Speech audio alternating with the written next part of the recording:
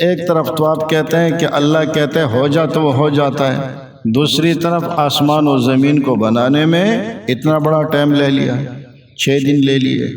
تو اگر لفظ کن سے ہو جاتا ہے تو فوراً سب کچھ ہو جانا چاہیے، لیکن یہاں تو 6 دن۔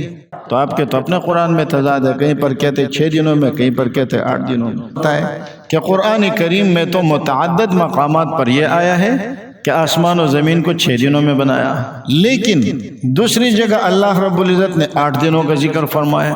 قُلْ أَإِنَّكُمْ لَتَكْفُرُونَ بِالَّذِي خَلَقَ الْأَرْضَ فِي يَوْمَيْنِ، زمین کو پیدا کیا 2 دنوں میں، اور پھر اس کے بعد کیا فرمایا؟ وَجَعَلَ فِيهَا رَوَاسِيَ مِن فَوْقِهَا وَبَارَكَ فِيهَا وَقَدَّرَ فِيهَا أَقْوَاتَهَا فِي 4 أَيَّامٍ۔ پھر زمین کے اندر جتنی چیزیں رکھی تھی وہ 4 دنوں میں ہو گئی، سواء للسائلین۔ ثم استوى إلى السماء وهي دخان فقال لها وللأرض ائتيا طوعا أو كرها قالتا أتينا طائعين فقضاهن 7 سماوات في يومين۔ پھر 2 دنوں میں آسمان کو بنایا، کتنے ہو گئے؟ 8 دن۔ 2 دنوں میں زمین کو بنایا، پھر 4 دنوں میں زمین کے اندر یہ چیزیں رکھی، کتنے ہو گئی؟ 6، اور پھر آسمان کو 2 دنوں میں بنایا، کتنے ہو گئے؟ 8۔ اللہ تعالی فرماتے ہیں کہ جب ہم کسی چیز کا ارادہ کرتے ہیں کہ یہ کام وجود میں آ جائے تو ہم اسے کہہ دیتے ہیں ہو جا، تو وہ ہو جاتا ہے۔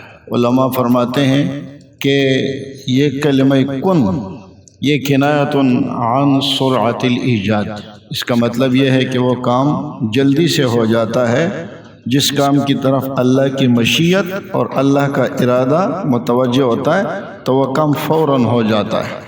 اللہ کو لفظ کن کہنے کی بھی ضرورت نہیں ہے، اللہ کو یہ کہنے کی بھی ضرورت نہیں ہے کہ ہو جا، اللہ اس سے بھی پاک ہے۔ بس کسی چیز کی طرف اللہ کی مشیت کا متوجہ ہو جانا یہ اس کام کے ہونے کے لیے کافی ہو جاتا ہے۔ اب یہاں ملحدین اعتراض کرتے ہیں، ایک طرف تو آپ کہتے ہیں کہ اللہ کہتے ہو جا تو وہ ہو جاتا ہے، دوسری طرف آسمان و زمین کو بنانے میں اتنا بڑا ٹائم لے لیا، 6 دن لے لیے۔ تو اگر لفظ کن سے ہو جاتا ہے تو فوراً سب کچھ ہو جانا چاہیے، لیکن یہاں تو 6 دن۔ اسی طرح بچے کی پیدائش ہے تو بچے کی پیدائش میں بھی یا ایھا الناس ان کنتم فی ریب من البعث فانا خلقناکم من تراب ثم من نطفة ثم من علقة ثم من مضغة مخلقة وغیر مخلقة ثم نخرجكم طفلا ثم لتكونوا أشدكم ثم لتبلغوا أشدكم ومنكم من يتوفى ومنكم من يرد إلى أرذل العمر لكي لا يعلم من بعد علم شيئا۔ اتنے مراحل بیان کیے، ایک ہی آن میں پیدا کر دو۔ تو یہ معلوم ہوتا ہے کہ ایک طرف تو کہتے ہیں کہ لفظ کن، بلکہ ہم تو کہتے ہیں کن کے بھی محتاج نہیں ہے، اور دوسری طرف کہتے ہیں کہ جی اتنے 6 دن میں آسمان و زمین کو بنایا۔ تو اس کی کیا وجہ ہے؟ دیکھیے، بے شک اللہ تعالیٰ اس بات پر قادر ہے کہ کسی چیز کو آنن فانن پیدا کر دے اور اس میں یہ تدریجی مراحل ہی نہ ہو۔ جیسے حضرت صالح علیہ السلام کی اونٹنی تھی، اس کے لیے کوئی تدریجی مرحلہ نہیں، بلکہ اللہ کا حکم ہوا اور گابن اونٹنی آ گئی، اس میں کوئی ترتیب اور تدریج نہیں تھی۔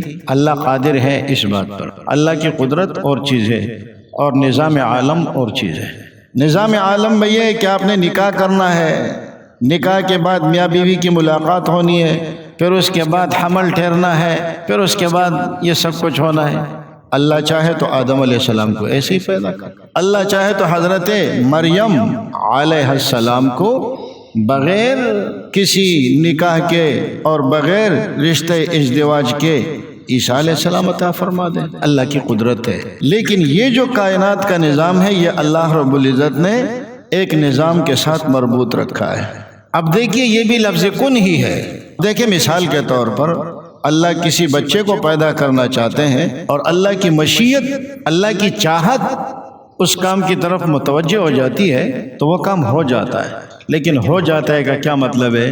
کہ اس کے تدریجی مراحل شروع ہو جاتے ہیں، یا جس کو ہم کہتے ہیں وہ پروسیس میں داخل ہو جاتا ہے۔ مثال کے طور پر آپ جا کے میں آپ سے کہتا ہوں آپ وزیر اعظم صاحب کو درخواست دے دیں کہ سکر سے حیدرآباد تک کا موٹر وے ہمیں بنا دیں، بس وہ 1 منٹ میں کر دیں گے۔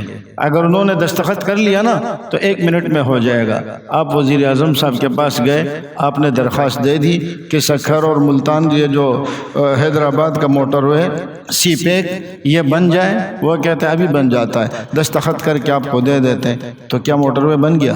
اس کا کیا مطلب ہے کہ میں نے دستخط کیا، اب فوری طور پر اس کی تعمیر پہ کام شروع ہو جائے گا۔ یہ مطلب نہیں ہے کہ دستخط کیا تو موٹر وے بن گیا۔ آپ کا وہ کام پروسیس میں آ گیا، اب اس پر عمل درآمد شروع ہو گیا۔ تو اسی طرح آیت کا مطلب یہ ہے کہ اللہ جب کسی کام کو کرنا چاہتے ہیں اور اللہ کی مشیت اس کام کی طرف متوجہ ہو جاتی ہے تو وہ اپنے مراحل میں داخل ہو جاتا ہے۔ اب نطفہ ہو جاتا ہے، نطفے سے علقہ ہو جاتا ہے، علقہ سے مضغہ ہو جاتا ہے، پھر 9 مہینے ماں کے پیٹ میں رہتا ہے، پھر اس کے بعد پیدا ہوتا ہے، پھر بچہ ہوتا ہے، اور پھر یوں۔ اور اگر آپ کن کا یہ مطلب دیتے ہیں کہ فوراً، تو وہ پیدا ہوتا ہی مر جائے گا، اس لیے کہ مراحل تو نہیں ہے نا، بچپن نہیں ہے، جوانی نہیں ہے، پھر تو ڈائریکٹ موت ہے۔ آپ کو پتہ نہیں چلے گا کہ یہ زندہ کب ہوا اور یہ مرا کب۔ تو اس میں کوئی اعتراض والی بات نہیں ہے۔ اب یہ ہے کہ اللہ تعالیٰ نے آسمان و زمین کو 6 دنوں میں بنائی، یہ ان کی حکمت ہے نظام عالم کے لیے۔ اب اس پر بھی اعتراض ہوتا ہے کہ قرآن کریم میں تو متعدد مقامات پر یہ آیا ہے کہ آسمان و زمین کو 6 دنوں میں بنایا، لیکن دوسری جگہ اللہ رب العزت نے 8 دنوں کا ذکر فرمایا۔ قُلْ أَإِنَّكُمْ لَتَكْفُرُونَ بِالَّذِي خَلَقَ الْأَرْضَ فِي يَوْمَيْنِ، زمین کو پیدا کیا 2 دنوں میں، اور پھر اس کے بعد کیا فرمایا؟ وَجَعَلَ فِيهَا رَوَاسِيَ مِنْ فَوْقِهَا وَبَارَكَ فِيهَا وَقَدَّرَ فِيهَا أَقْوَاتَهَا فِي 4 أَيَّامٍ۔ پھر زمین کے اندر جتنی چیزیں رکھی تھی وہ 4 دنوں میں ہو گئی، سواء للسائلین۔ ثم استوى إلى السماء وهي دخان فقال لها وللأرض ائتيا طوعا أو كرها قالتا أتينا طائعين فقضاهن 7 سماوات في يومين۔ پھر 2 دنوں میں آسمان کو بنایا، کتنے ہو گئے؟ 8 دن۔ 2 دنوں میں زمین کو بنایا، پھر 4 دنوں میں زمین کے اندر یہ چیزیں رکھی، کتنے ہو گئی؟ 6، اور پھر آسمان کو 2 دنوں میں بنایا، کتنے ہو گئے؟ 8۔ تو آپ کے تو اپنے قرآن میں تضاد ہے، کہیں پر کہتے 6 دنوں میں، کہیں پر کہتے 8 دنوں میں، حالانکہ کوئی اعتراض نہیں ہے۔ مثال کے طور پر میں آپ سے کہتا ہوں کہ یہ مسجد جو ہم نے بنائی تھی تو 2 دن میں اس کے نیرو کا فرش ڈالا، اور 4 دن میں ہم نے اس کو کمپلیٹ کر لیا۔ 4 دن میں ہم نے اس کو کمپلیٹ کیا، اس کے اوپر ٹائل بھی لگ گئے، گسائی بھی ہو گئی، رگڑائی بھی ہو گئی، پالش بھی ہو گیا۔ تو اس کا یہ مطلب نہیں ہوتا کہ وہ 2 دن الگ ہے، یہ 4 دن الگ ہے۔ یہ دوسرے میں ٹوٹل مدت بتا رہا ہوں جس میں وہ نیرو کا فرش بھی شامل ہے اور یہ رگڑائی اور گسائی سب شامل ہے۔ تو یہ جو فرمایا کہ زمین کو ہم نے 2 دنوں میں بنایا اور پھر اس کے اندر چیزوں کو ہم نے رکھا اور تیار کیا 4 دنوں میں، تو ان 4 دنوں میں وہ پہلے والے 2 دن شامل ہے، اور پھر آسمان کو 2 دنوں میں، تو 6 دن ہو گئے۔ اس میں کوئی اعتراض والی بات تو ہے نہیں۔ اور ملحد کو پتہ ہے کہ میں غلط بات کر رہا ہوں، لیکن اس کے باوجود اس نے چونکہ اپنا مشن چلانا ہے تو وہ اس طرح کی بات کرتا ہے۔ پھر وہ کہتے ہیں کہ آسمان و زمین کے بعد اللہ رب العزت نے فرمایا ہے کہ، اور تمہارے احادیث کے اندر یہ بات موجود ہے، وَالشَّمْسُ تَجْرِي لِمُسْتَقَرٍّ لَهَا ذَلِكَ تَقْدِيرُ الْعَزِيزِ الْعَلِيمِ۔ اور اس کی تفسیر حدیث میں کیا آئی ہے کہ سورج گھومتا ہے، یہ عرش کے نیچے جاتا ہے، پھر اللہ سے طلوع ہونے کی وہاں غروب ہوتا ہے، اور پھر اللہ سے طلوع ہونے کی اجازت طلب کرتا ہے، جب اجازت ملتی ہے تو پھر وہ طلوع ہوتا ہے۔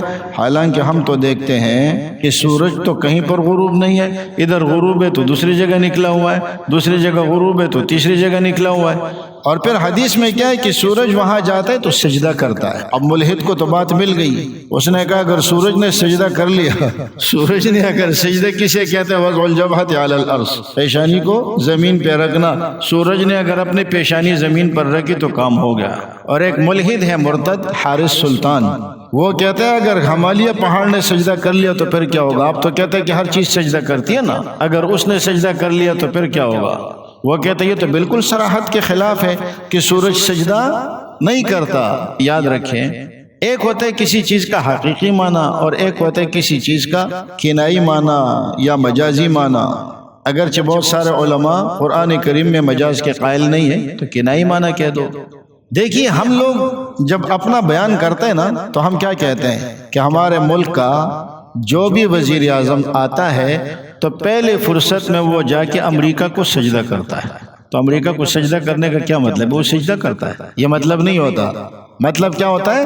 اطاعت کرتا ہے۔ امریکہ کی اطاعت کرتا ہے، فلاں تو جاوے تو اپنے پیر کو سجدہ کر، کیا مطلب یعنی تو اس کی اطاعت کر۔ تو سجدہ کرنے کا مطلب ہوتا ہے اللہ کے حکم کی اطاعت کرنا، ورنہ آپ خود دیکھیں قرآن کریم میں اللہ نے فرمایا الم تر ان اللہ یسجد له من فی السماوات ومن فی الارض والشمس والقمر والنجوم والجبال والشجر والدواب وکثیر من الناس، یہ سارے اللہ کے آگے سجدہ کرتے ہیں، ستارے بھی کرتے ہیں، جانور بھی کرتے ہیں، درخت بھی کرتے ہیں۔ تو کیا آپ نے آج تک کسی درخت کو سجدہ کرتے ہوئے دیکھا، کسی جانور کو سجدہ کرتے ہوئے دیکھا؟